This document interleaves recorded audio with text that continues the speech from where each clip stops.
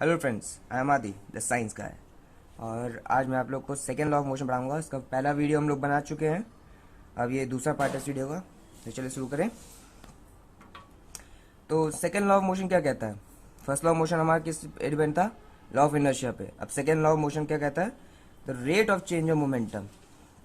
अच्छा, एक बात ध्यान रखिए, जब भी सेकेंड लॉ ऑफ मोशन आ जाए आपके दिमाग में बस एक चीज़ आना चाहिए, force equals to mass into acceleration. ठीक है, अब इसको हम लोग यहाँ पर प्रूव करेंगे कि ये कैसे होता है। ठीक है, देखते हैं यहाँ पे the rate of change of momentum.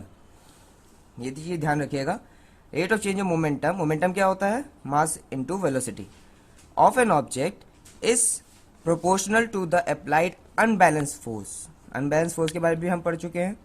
वो जब हमारा कोई ऑब्जेक्ट होता है और उसमें हम एक तरफ यहाँ पर ज़्यादा लगा देते हैं फोर्स और एक तरफ कम लगा देते हैं, तो ये एक तरफ मूव करने लगता है। अनबैलेंस फोर्स की वजह से एक्सलेट करने लगता है, उसे हम अनबैलेंस फोर्स कहते हैं, एक्सेलरेट करने लगता है। और बैलेंस फोर्स में क्या होता है? यूनिफॉर्म वेलोसिटी होती है। तो unbalance force in the direction of force, यही आपका सेकेंड लॉ ऑफ मोशन है। ठीक है, अब इस चीज़ को देखते हैं कि आया कैसे। तो rate of change of momentum की बात करते हैं। Rate of change of momentum, इसको मैं ROCM लिख देता हूँ। ये आपका क्या होता है? Mass into velocity. और चेंज यहाँ बात कर रहे हैं तो हम लोग final velocity minus initial velocity यहाँ पर करेंगे। Final momentum minus initial momentum. ठीक है, तो आपका MV। और चेंज की बात कर रहा है, रेट ऑफ चेंज में मतलब आ जाता है तो आपका टाइम के रिस्पेक्ट में चेंज देख रहे हैं कि कितना होता है। तो mass into velocity upon time minus initial momentum upon time. तो यहाँ पर हम लोग निकालेंगे इसकी वैल्यू क्या आएगी। तो यहाँ पर मैं मास को कॉमन ले लेता हूँ और टाइम को भी कॉमन ले लेता हूँ। तो क्या बचेगा? V minus you.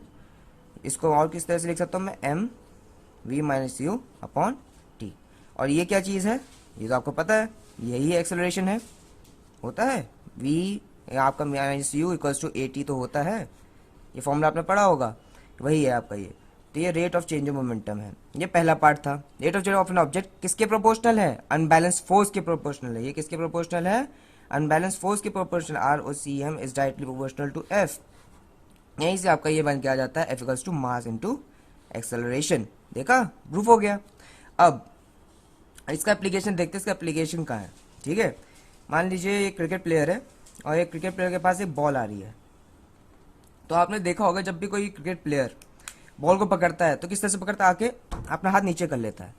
तो अपना हाथ नीचे क्यों करता है? इसका रीज़न यहाँ पर मैं आपको बताऊंगा कि जैसे आप मान लीजिए बॉल आई है, इसकी कुछ इनिशियल वेलोसिटी है u, और फाइनल वेलोसिटी इसकी कितनी हो जाएगी? जब ये तुरंत वहीं पर रोक लेता है बिना इसको हाथ को खिसकाए नीचे, बिना हाथ खिसकाए नीचे भी यहाँ पर बात कर रहा हूँ, तो यहाँ पर टाइम आपका वहीं पर है, छोटा है, मतलब बहुत ही छोटी वैल्यू इसकी है टाइम की। ठीक है, 0.0001 ये आपके टाइम की वैल्यू है कुछ। तो यहाँ वेलोसिटी फाइनल वेलोसिटी किसी होगी? बॉल की 0 हो जाएगी, क्योंकि बॉल आके यहाँ पे रुक जाएगी। ठीक है, तो हम यहाँ पर rate of change of momentum देखते हैं क्या होगा। देखें, मास V हमें पता है, यहाँ पर आपका 0 हो जाएगा, माइनस VU की कुछ वैल्यू रहेगी, U की कुछ वैल्यू रहेगी, और टाइम आपका यहाँ पर है जिसकी वैल्यू है 0.0001। ठीक है, ये आपका टाइम है। तो यहाँ पर आप देख रहे हैं यहाँ पर टाइम यहाँ पर छोटा है, तो rate of change of momentum क्या होगा? बहुत ही ज़्यादा होगा एकदम से। तो यहाँ पर इम्पैक्ट फोर्स, जो यहाँ पर फोर्स है ये फोर्स के प्रोपोर्शनल है, तो उसको हम इम्पैक्ट फोर्स बोल सकते हैं। मतलब हाथ में चोट लगेगी अगर मैं वहीं पर रोक देता हूँ उसको, बॉल को, तो हाथ में यहाँ पर चोट लगे, फोर्स आपका इम्पैक्ट फोर्स बहुत ज़्यादा होगा, बहुत ही ज़्यादा होगा ये। ठीक है, अब मैं यहाँ पर टाइम को इंक्रीज करता हूँ, मतलब ये हाथ को नीचे करके पकड़ता है बॉल को, तो हाथ को नीचे पकड़ेगा, यहाँ पर टाइम इंक्रीज हुआ, टाइम की वैल्यू बढ़ गई। जैसे ही टाइम की वैल्यू बढ़ेगी यहाँ क्या होगा? ROCM आपका घटेगा।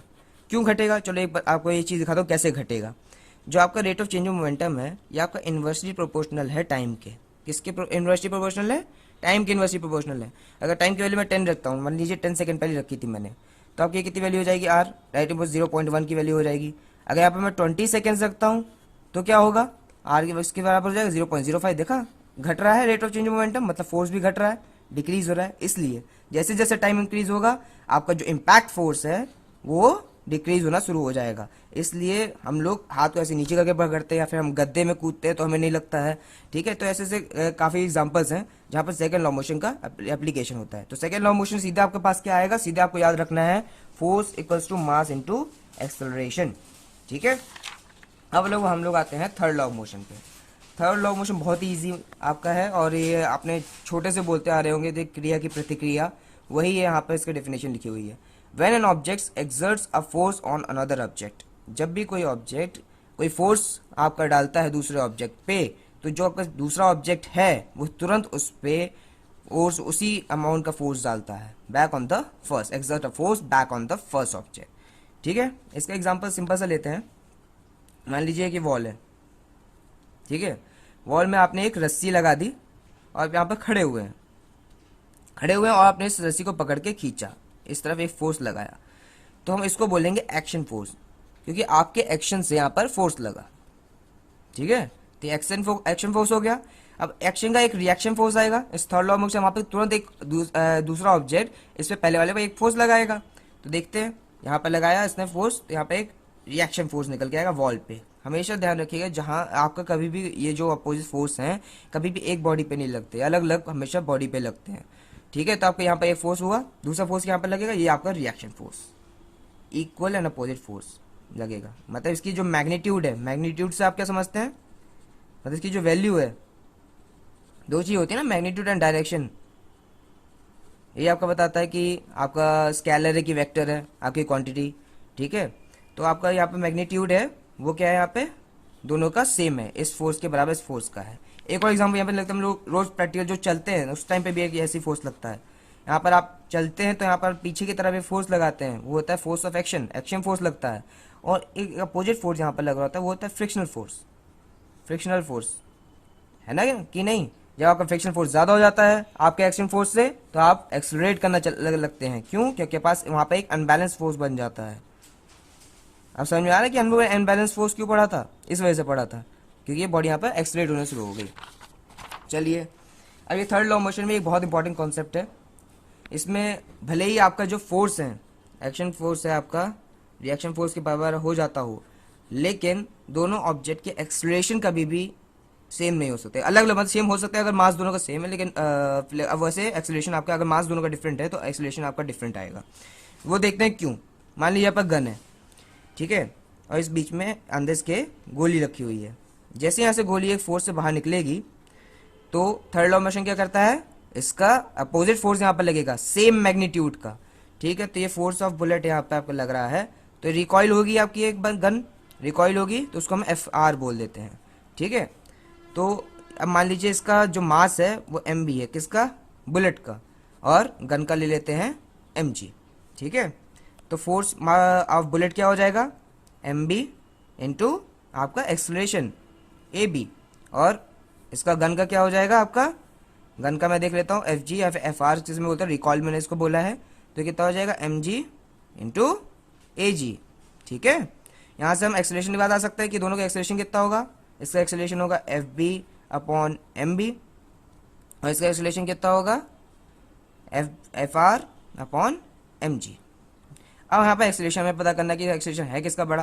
तो जैसे हमने पहले सेकंड लॉ ऑफ मोशन में देखा था कि यहाँ पर टाइम आपका इन्वर्सली प्रोपोर्शनल था, किसके इन्वर्सली था, rate of change of momentum के। इसी तरह यहाँ पर भी एक्सेलरेशन इन्वर्सली प्रोपोर्शनल है मास के, दोनों के मास यहाँ पर देखिए इन्वर्सली प्रोपोर्शनल है दोनों के उसके। और हमें पता है यहाँ पर इन दोनों में से बड़ा कौन है, यहाँ मास ऑफ गन किसके बड़ा है, MB से बड़ा है। ठीक है, मतलब कि मान लीजिए 20 है और ये आपका 10 है, तो इन में ये बड़ा हुआ है। अगर मैं इसकी वैल्यू निकालता हूँ एक्सेलरेशन ऑफ B, तो ये ज़्यादा आएगा मोर देन दिस वन, क्योंकि यहाँ पर आपकी वैल्यू आएगी 0.05, यहाँ पर 0.1 आ रही है, तो एक्सेलरेशन आपको किसका बड़ा हुआ, AB का AG के कंपैरिजन में। यहीं से हमें पता चल जाता है कि AB is greater than AG when mass of gun is greater then mass of bullet. यहाँ से एक्सेलरेशन डिफरेंट आ रहा है। तो ये बहुत इंपॉर्टेंट कॉन्सेप्ट, इससे बहुत सारे क्वेश्चन भी बनते हैं, तो इसको ध्यान से समझिएगा। और अगली वीडियो मैं अपनी कंजर्वेशन ऑफ मोमेंटम पे डालूंगा, तो stay tuned. Conservation of momentum. ठीक है, थैंक यू।